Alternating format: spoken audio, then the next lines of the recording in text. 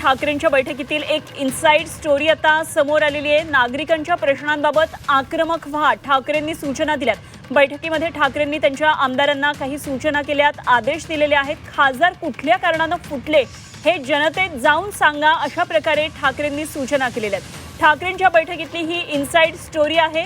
काही वेळापूर्वी शिवालयामध्ये ठाकरेंची एक बैठक झाली। उद्धव ठाकरेंच्या नेतृत्वात सर्व आमदारांची बैठक झाली। 17 आमदार या बैठकीला उपस्थित होते आणि या आमदारांना आता ठाकरेंनी सूचना केलेल्या आहेत। कुठल्या कारणास्तव हे आमदार फुटले याबाबत जनतेत जाऊन त्यांच्या मतदारसंघात जाऊन सांगावं, असं त्यांना सांगण्यात आलं। या आमदारांना, या खासदारांच्या मतदारसंघातल्या आमदारांना या सगळ्या सूचना आता दिलेल्या आहेत। या बैठकीमध्ये ठाकरेंनी त्यांच्या आमदारांना आदेश दिलेले आहेत। कुठल्या कारणामुळे हे सगळे फुटले ते जनतेला जाऊन सांगा, अशा प्रकारे त्यांनी सूचना दिलेल्या आहेत।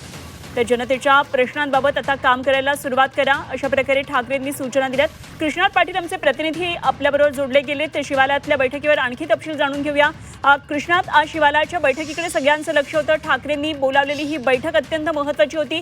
काय काय नेमके आदेश त्यांच्या आमदारांना ठाकरेंनी दिलेले आहेत?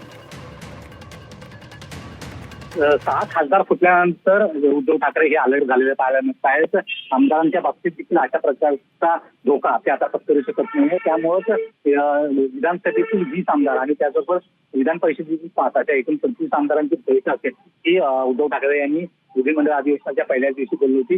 तेव्हा या ठिकाणी जी बैठक पार पडलेली पाहायला मिळते। एकत्रित काही छायाचित्र आणि व्हिडिओ देखील आपल्या समोर आलेले पाहायला मिळतात। यामध्ये 4 आमदार जे आहेत ते सूचना देऊन, म्हणजे अगोदर सूचना देऊन ते गैरहजर राहिले असल्याची माहिती देखील समोर आलेली आहे।